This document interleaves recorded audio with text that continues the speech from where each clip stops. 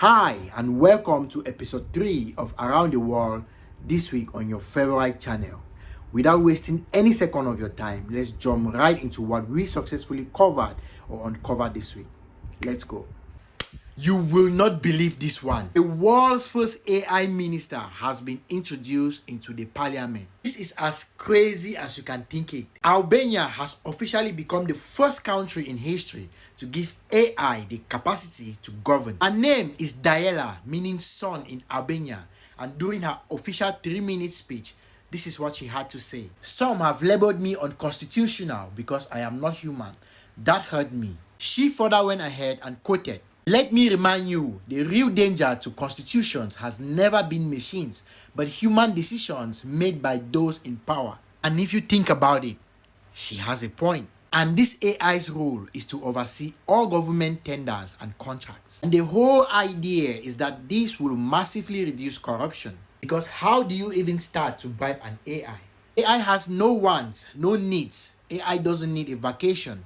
AI doesn't have to pay any bills. Diala went further to say, "True, I have no citizenship, but I have no personal ambition or interest either. So there is absolutely no need for her to steal money." And to think that an AI is saying all of this is crazy. What do you think about Diala?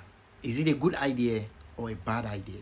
A top Chinese scholar directly challenged an Israeli military officer over the Gaza conflict.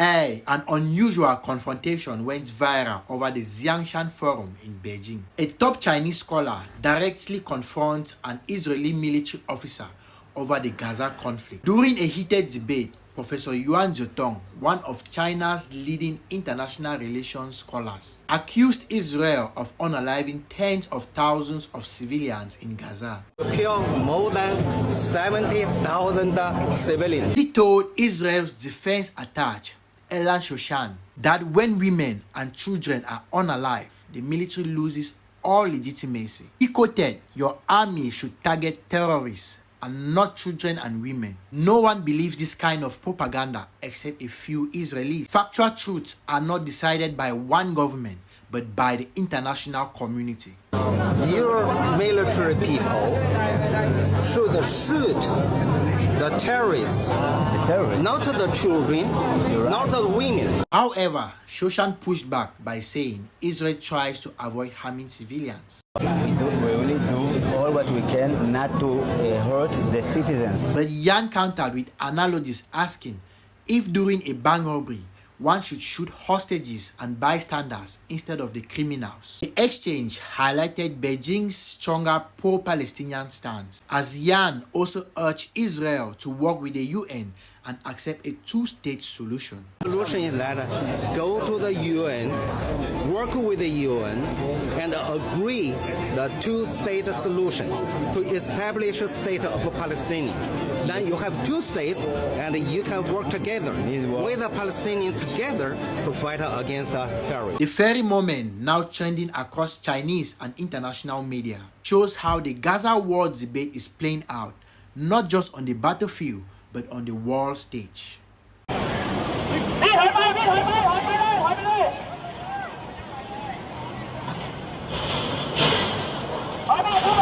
There has been a major road collapse in Bangkok this morning. A serious road collapse occurred this morning, September 24th, on Sam Sen Road, Dusit District, directly in front of Vajira Hospital.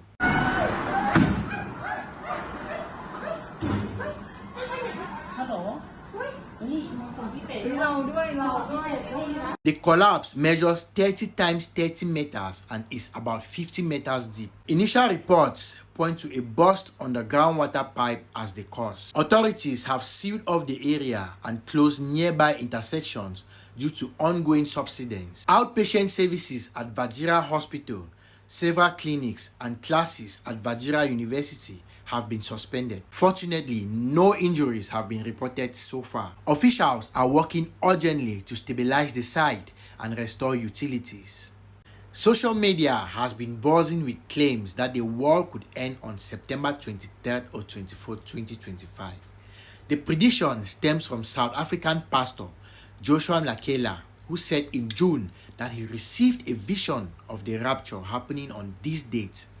The timeline coincides with Rosh Hashanah, the Jewish New Year, adding to the speculation. On TikTok, the hashtag #RaptureTalk has surged.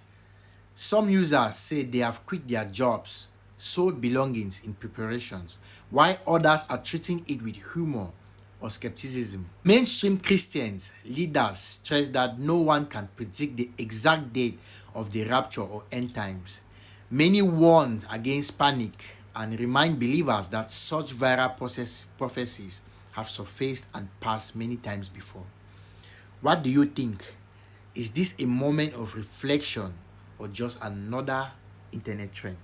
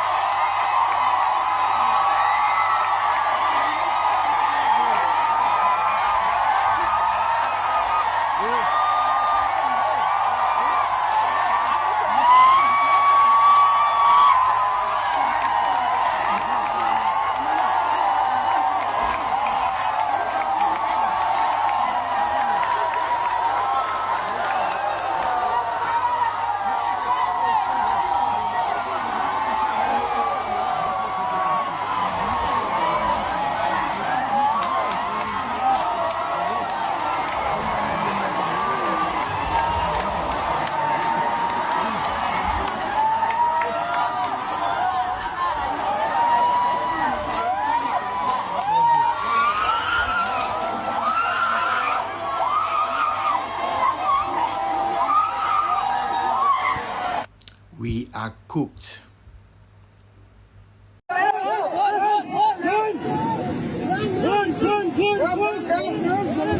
Authorities at the Bangkok Road Collapse site attempted to salvage a car that had plunged into the massive sinkhole in front of Vajira Hospital. Rescue officers rappelled down with ropes and equipment, preparing to hook the wreckage. But as they began with the operation, many death slides were observed inside the crater. The shifting ground posed an immediate danger, forcing officials to cancel the mission for safety reasons.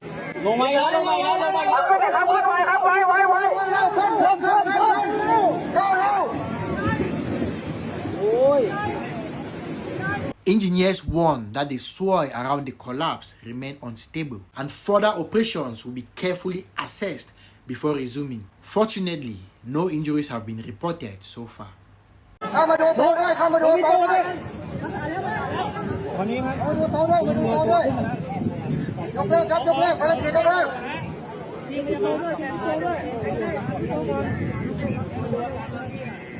This is the Saleh bin Lahesh building in Dubai. A fire broke out in this building on Tuesday afternoon between 2 and 11 past 2 p.m.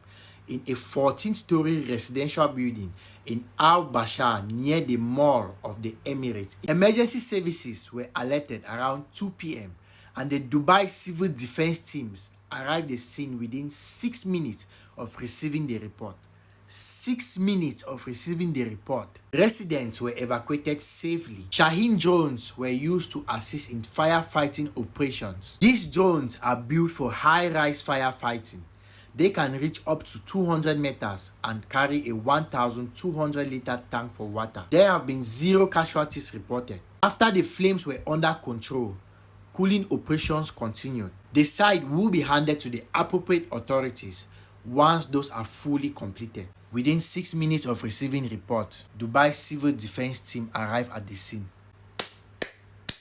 In my country, when you call them and report a fire incident, it's either they tell you they don't have water or they are going at that moment to fill the tank. So they have to wait for an incident to occur before they go to fill the tank with water. There was one time we called and reported a fire incident and the firefighters came to the scene without water in their tank. They had to leave the scene and go in search of water. And by the time they came back, everything was history in that building. Even if you call when they manage to have water in their tank, there is a high possibility that before they arrive the scene, the fire must have done with its work.